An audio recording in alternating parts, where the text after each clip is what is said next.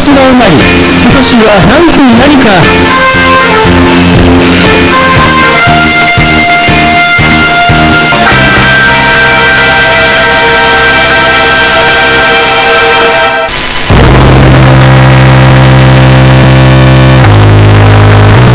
授業中に出したら中学生活も終わりなり、そうだ、大声を出して音をかき消すなり、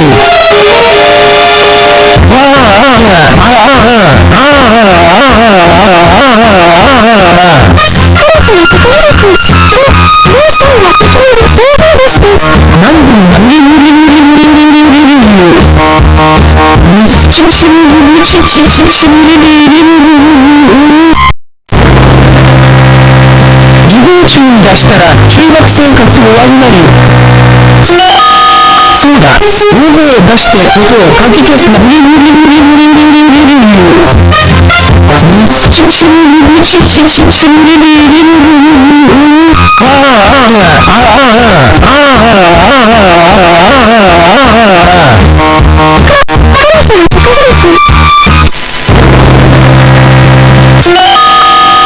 そうだ、先生に言ってトイレに行くなり、先生、トイレに行ってもいいですか？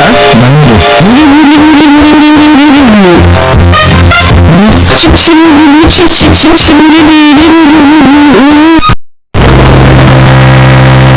うんこしたくなってきたな。先生に聞いてみよう。先生、トイレ行ってきてもいいですか？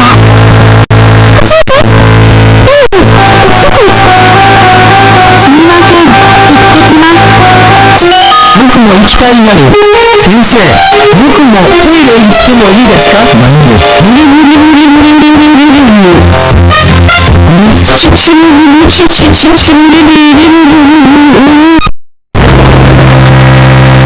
授業中に出したら人生終わるなり、そうだ、もう人生終わってたまえに。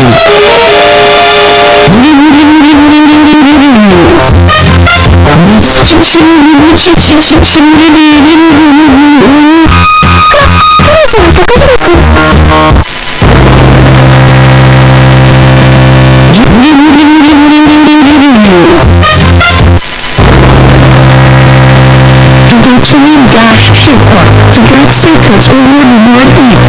校长，我应该是一个如何去做的？